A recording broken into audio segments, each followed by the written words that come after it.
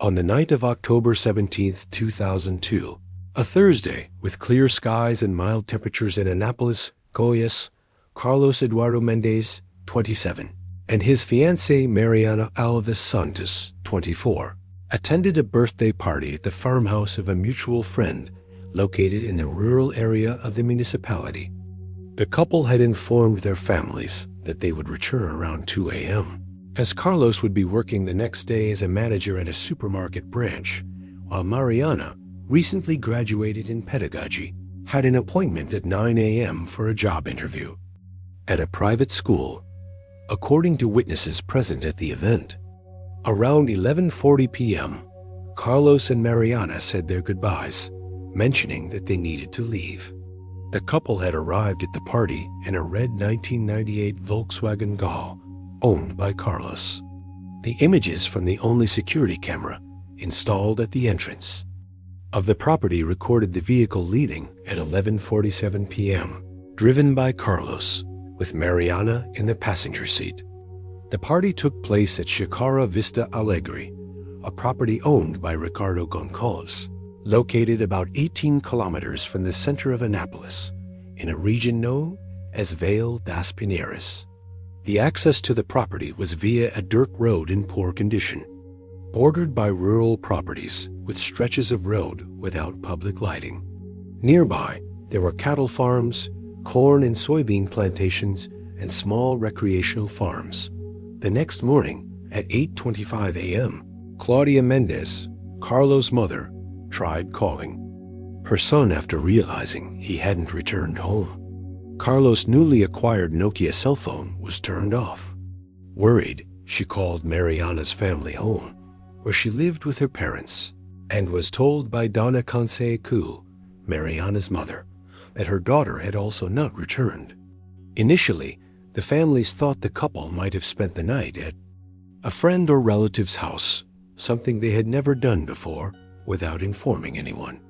At 12:30 p.m. on the same day, with Carlos not showing up at work and Mariana missing her job interview, the families began searching for information.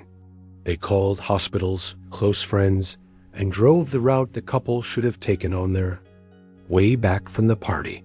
At 6 p.m., with no news, Carlos' parents registered a missing persons report at the 3rd Civil Police Station in Anápolis.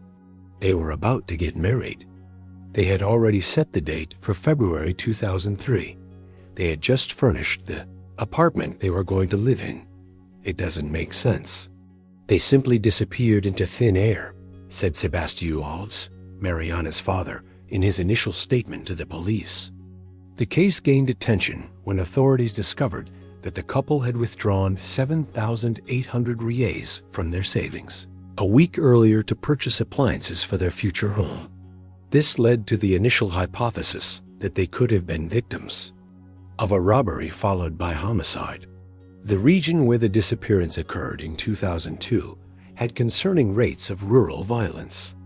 Anápolis, the second largest city in Goiás, located just 50 kilometers from the capital Goiânia, was experiencing economic expansion due to the establishment of new industries in the Dia, Anápolis agro-industrial district, which also led to an increase in crime rates in the area. Detective Mauro Rezende, who was in charge of the case, mobilized teams to conduct searches along the road and nearby properties. In the following days, police used tracking dogs borrowed from the military police and conducted helicopter flights over areas with dense forests. No trace of the car or the couple was found. It was as if they had evaporated. There were no skid marks on the road, no signs of an accident, or any evidence of violence. The only record we had was the image of them leaving the farm, explained the detective in a press conference held 5 days after the disappearance. The families distributed posters with photos of the couple throughout the region. They participated in local radio programs and hired a private detective, former police officer Arnaldo Quiros, to assist in the search. Meanwhile, the civil police conducted a profile investigation of the victims and considered possible motivations for the disappearance. The initial investigation focused on three main lines: the possibility of an accident on the dirt road that could have thrown the vehicle into an area of difficult visibility, the hypothesis of a robbery followed by homicide, given the money the couple had recently withdrawn, and the unlikely but not ruled out possibility of voluntary escape. Detective Mauro Rezende assigned investigator Paulo Henrique Silva to coordinate the search. In the first 30 days, all properties within a 25 kilometers radius of Chacara Vista Alegre were searched. Dams, wells, forests, and embankments were inspected, in search of any trace of the vehicle or the couple. We combed through everything, meter by meter, and spoke to every resident, every farm worker. Someone had to have seen something, reported investigator Paulo Henrique in his preliminary report. In December 2002, the police received their first promising lead. A gas station attendant at a service station on the BR-153 highway, about 32 kilometers from the party location, reported seeing a red Gull parked on the shoulder around midnight that night, with a man standing next to the car, talking on a cell phone. However, when shown photographs, the attendant couldn't confirm whether the man he saw was Carlos Eduardo. The family spared no effort. They hired a private team with divers to check deeper reservoirs and ponds. They visited Umbanda centers, fortune tellers, and psychics in search of any direction. Sebastião Alves, Mariana's father, even sold his small rural property to fund the search and hire specialists. In March 2003, 5 months after the disappearance, a report surfaced that Carlos' red Gull had been seen in Aruano, a city on the banks of the Araguaia River, about 310 kilometers from Anápolis. A police team was sent to the location, but the information turned out to be false. It was the first of many false alarms that would consume resources and feed false hopes over the years. Private detective Arnaldo Quiros, hired by the families, began investigating the couple's past, looking for possible enemies or conflicts that might explain the disappearance. He scrutinized their financial histories and previous relationships. Detective Arnaldo Quiros discovered that Carlos, 3 years prior, had testified against a former coworker in a case involving the embezzlement of goods, which led to the conviction of the accused. This individual, Rogério Campos, had served his sentence and was released in July 2002, 3 months before the disappearance, Quiros pointed out in his report to the families. The police located Campos, who confirmed that he had been in Caldas Novas on the night of the disappearance, with multiple testimonies supporting his alibi. The investigation also focused on the guest list for the party. All 47 attendees were questioned, some more than once. Some witnesses reported that Carlos had briefly argued with an unidentified man during the party, but no one could provide precise details about the man's identity or the nature of the argument. In August 2003, nearly a year after the disappearance, the police received an anonymous tip claiming that the couple had been ambushed on the dirt road and their bodies were buried on a specific property in the area. An operation was organized with the support of backhoe machines and search dogs, but nothing was found. The tip was later classified as a hoax, a situation that would recur many times throughout the investigation. In 2004, the case gained national attention when it was featured on the TV Globo program Linha Direita. After the broadcast, dozens of calls were received, but none brought any concrete information. One of the calls, however, claimed to have seen the couple in Palmas Tocantins living under false identities. The police in Tocantins investigated the tip and concluded that it was a different couple with a similar appearance, not Carlos and Mariana. In 2005, with a change in the leadership of the Anápolis police station, the new head of the department, Alexander Laurenko, officially reopened the case and assigned a task force. Telephone records from the time were requested, as they had not been properly analyzed, and interviews with key witnesses were conducted again. We identified inconsistencies in some previous statements, with people claiming not to know the couple. Well, but later we discovered they had close relationships. Explained Detective Laurenko to the press in 2006. The analysis of the telephone records revealed that Carlos' cell phone had been used at 12:32 a.m. that night, about 45 minutes after leaving the party, to make a call that lasted only 8 seconds to an unidentified number. The operator could not pinpoint the exact location of the phone at the time of the call, only that it was in a rural area near Annapolis. This was the last recorded activity on Carlos' phone.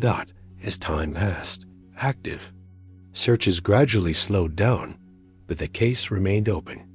The families never gave up, keeping the memory of the couple alive, with annual masses on the anniversary of the disappearance and continuously renewing the missing person posters posted around the city. In 2008, 6 years after the disappearance, the case took a turn when Juliano Ferreira, one of the people present at the party, approached the police to offer new information. According to his late statement, he had seen Carlos arguing heatedly with Leonel Brito, a local farmer known for land disputes in the region. Ferreira claimed he had not mentioned this before for fear of retaliation, as Brito was known to be violent and influential. They were arguing about a fence. Carlos mentioned something about a mistaken measurement, and Leonel seemed very angry. Ferreira reported in his new statement, the police located Leonel Brito, who vehemently denied any involvement in the case, claiming he didn't even know Carlos or Mariana. Brito provided evidence that he was in Goiânia on the night of the disappearance, attending a cattle auction that lasted until the following morning, with several witnesses corroborating his version. This new line of investigation, although initially promising, did not produce concrete results. However, it rekindled interest in the case in the local media and led the police to re-examine evidence and re-interview witnesses. In 2010, Mariana's family received an anonymous letter postmarked from Uruacu, northern Goiás, stating that the couple had been victims of a settling of scores related to gambling debts. The letter mentioned that Carlos owed money to loan sharks and that the couple had been eliminated as an example. The police investigated Carlos' financial life more thoroughly and found no evidence of significant debts or involvement in gambling. Carlos was very organized with his finances, maintaining a detailed spending spreadsheet. He was saving for the wedding and to furnish the house. This story about debts doesn't make sense, argued Claudia, Carlos' mother, when contesting the new theory. In 2011, almost a decade after the disappearance, the police implemented new technologies in the investigation. Satellite images of the region, available from 2003, were analyzed for changes in the terrain that might indicate areas of excavation or changes in vegetation. 17 points of interest were identified, 12 of which were checked with no results. The other 5 were located on private properties whose owners did not allow access without a court order, and the police were unable to gather enough evidence to obtain 1. In 2013, the case gained new momentum when Jorge Medeiros, a farmhand from the region, confessed on his deathbed that he had helped to hide bodies in the rural area of Annapolis. The confession, made to a priest, came to the police's attention through Medeiros' family. However, before he could be formally interviewed, Medeiros passed away. The details of his confession were vague. He mentioned a couple, an abandoned water tank, and acting on the orders of his employer. This information, although imprecise, provided a new direction for the search. The police began mapping rural properties that had abandoned or unused water tanks. 23 structures that fit the description were identified, but the initial searches produced no results. Never give up on the truth if you believe that all missing persons deserve to be found. Leave your comments below. In 2015, with the advancement of forensic techniques and the emergence of new technologies, Goiás Civil Police's Missing Persons Unit took over the case. Detective Amanda Ferreira, a specialist in long-term cases, re-examined all the material collected over the years and decided to focus on the information provided by Jorge Medeiros. We mapped all rural properties, again within a 50 kilometers radius of the party, this time using drones equipped with thermal cameras and metal detectors to cover areas that were difficult to access, explained Detective Ferreira in a press conference. In July 2016, the team identified a particularly interesting property, the Horizonte Farm, located approximately 22 kilometers from the Chacara Vista Alegre. The farm had changed ownership 3 times since 2002. At the back of the property was an old, partially buried concrete water tank that had been deactivated years earlier when a new water supply system was installed. The current owner, who had purchased the farm in 2013, was unaware of the abandoned structures at the farthest corners of the property. When presented with the police's suspicions, he cooperated fully and authorized the search. It was a structure in a difficult-to-access area surrounded by dense vegetation that had been completely forgotten by the new owners. It was the kind of place that could only be found by someone who knew the region very well or was specifically searching for it, reported forensic expert Antonio Suziadat in August 2016. A team consisting of police officers, criminal experts, and forensic archaeologists began excavations at the site. The old water tank, about 3 meters in diameter and 2.5 meters deep, had been partially filled with rubble and dirt over the years. The meticulous excavation work took weeks, with each layer carefully removed and analyzed. On March 12, 2017, after 7 months of intermittent excavations at the old water tank of Horizonte Farm, the forensic team found the first concrete evidence: fabric fragments, an oxidized zipper, and what appeared to be remnants of a leather belt. These items were found at a depth of approximately 1.8 meters, beneath layers of rubble, dirt, and decayed vegetation. When we found the fabric fragments, we knew we were on the right track. The preservation was minimal due to time and conditions of the site, but they were still important pieces of evidence, said forensic expert Dr. Roberta Campisdot in the following. Weeks with more careful excavations and the use of more precise equipment, the team recovered human remains, including 2 partially preserved skulls and several long bones. The remains were carefully collected and sent to the Forensic Institute in Guyana for anthropological analysis and attempts at identification. Preliminary analysis confirmed that the remains belonged to a man and a woman, with ages consistent with those of Carlos and Mariana. The estimated height from the long bones also matched that of the missing couple. Among the remains, metal fragments from a watch were found, which the families identified as similar to the one Carlos wore, as well as a small gold heart-shaped pendant that Mariana's mother recognized as a gift she had given her daughter.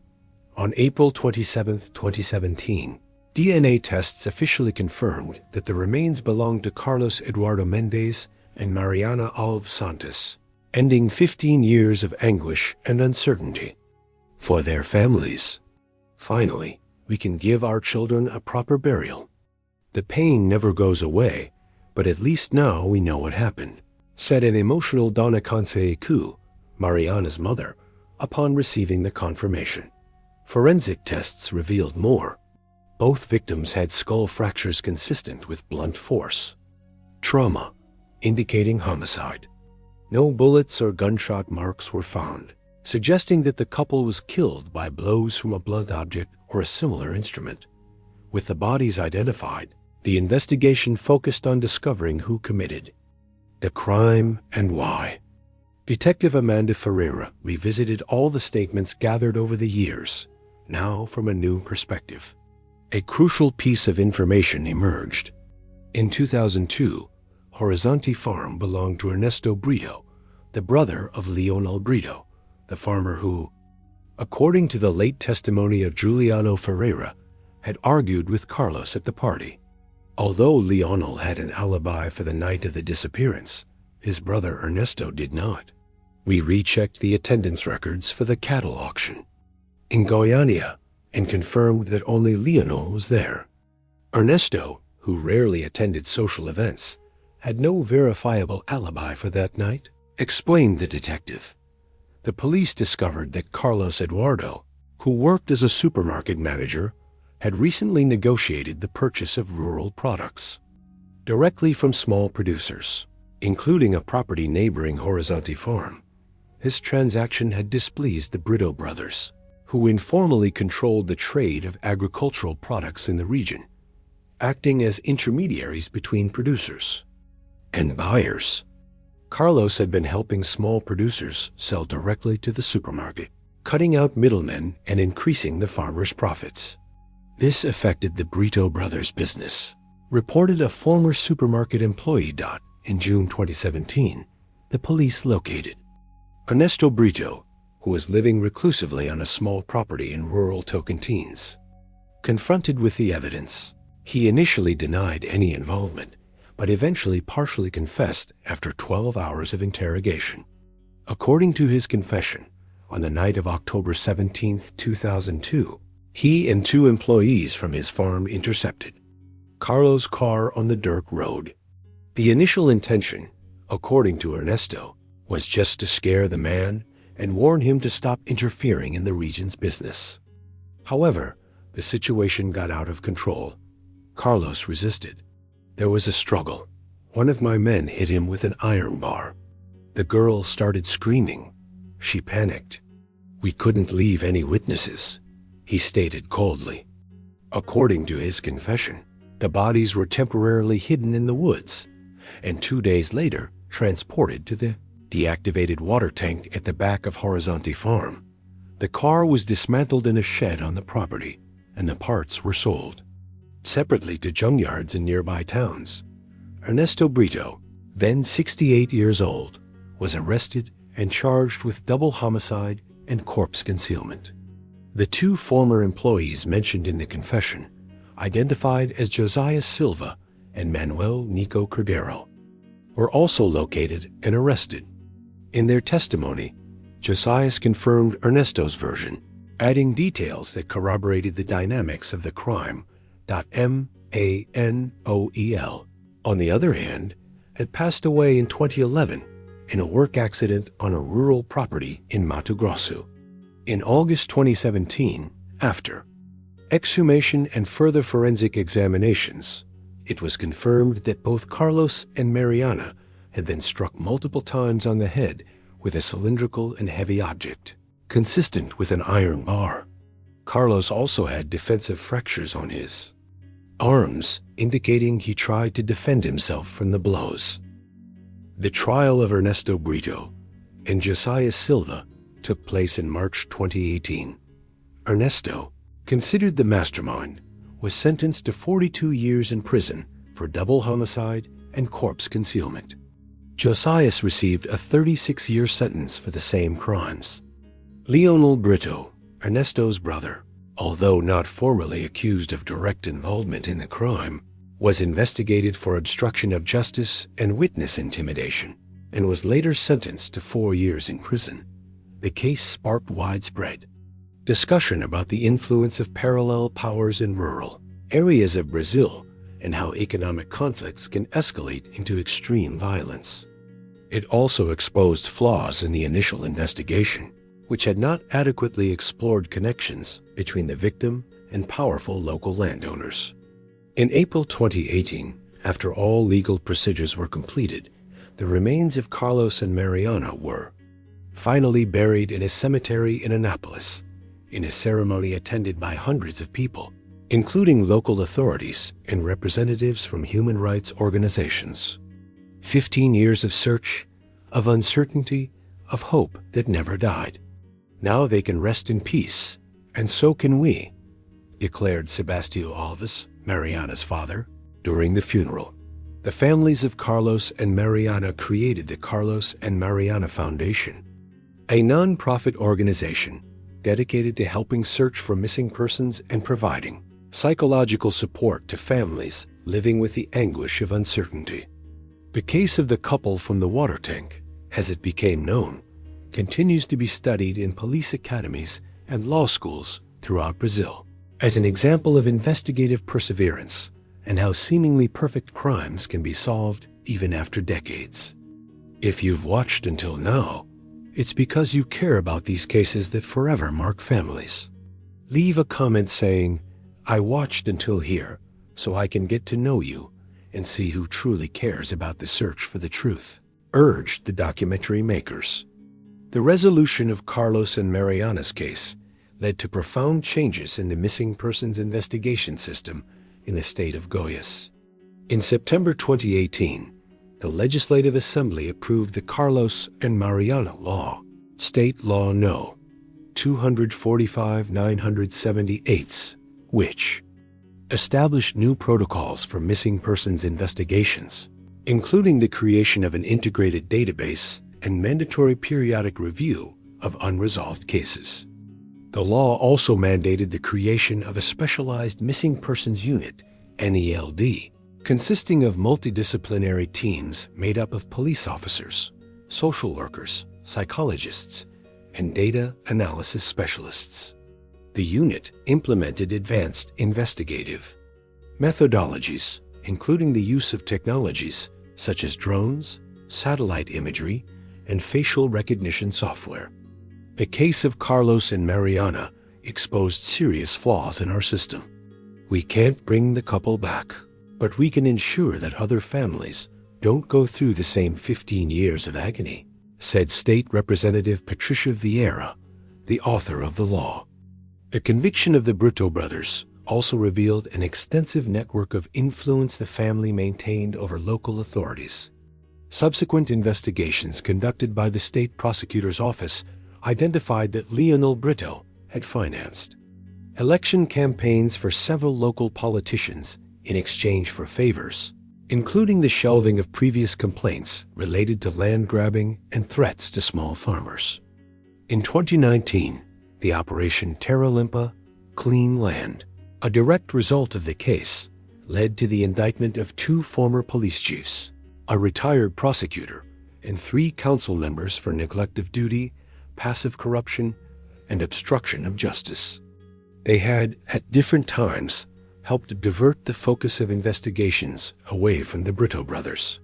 The crime would not have gone unpunished for so long if it hadn't been protected by people in positions of power, stated prosecutor Rafael Morai, who was responsible for the operation. The story of Carlos and Mariana also inspired a documentary produced by a streaming platform titled 15 Years of Silence. Released in 2020, the film recreated the case with testimonies from the families, investigators, and prosecutors, gaining international attention and drawing focus to the issue of missing persons in Brazil. The Carlos and Mariana Foundation, established by the victims' families, expanded in the following years, partnering with universities to develop advanced forensic techniques and creating a national network of support for the families of the missing. By 2025, the foundation had helped resolve 76 long-term cases across the country. We turned our pain into purpose.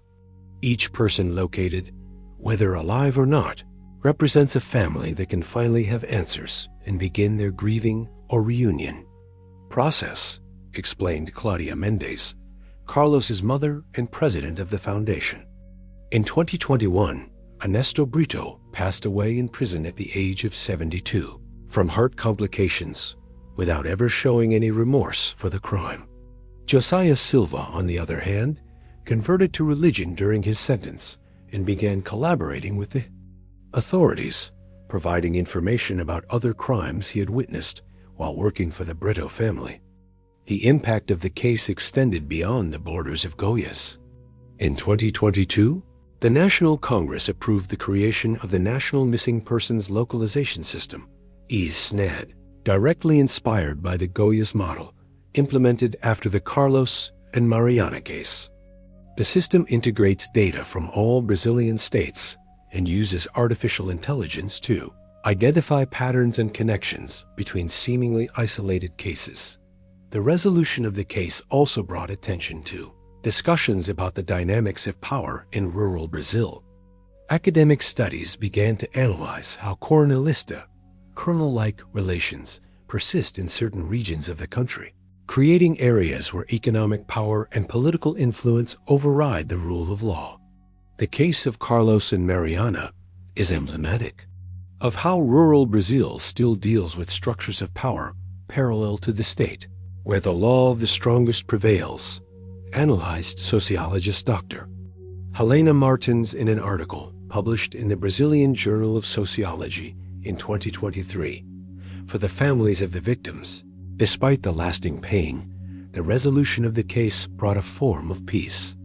In an interview given on the 20th anniversary of the disappearance in 2022, Sebastião Alves, Mariana's father, reflected, "For 15 years, we lived in suspension, unable to move forward, always looking back to every phone call, every door that opened, hoping it would be them. Now we carry with us the certainty of absence, which is painful, but it's a defined burden with clear contours. We know what happened. We know who is responsible. We know where our children are. It's a pain we can live with." The case continues to serve as a reference for investigators and a reminder that even after years of impunity, the truth can emerge. Every year, on October 17th, the anniversary of the disappearance, a ceremony is held at the cemetery where Carlos and Mariana were buried, bringing together family members, friends, and professionals dedicated to the cause of missing persons in Brazil. They are gone, but their legacy remains alive in every person found, in every family that receives answers, in every new investigation protocol implemented, concluded Detective Amanda Ferreira, who led the final phase of the investigation, and now coordinates the Specialized Missing Persons Unit in Goiás. The story of Carlos and Mariana, though tragic, has become a symbol of hope and perseverance for thousands of Brazilian families still waiting for news of their missing loved ones.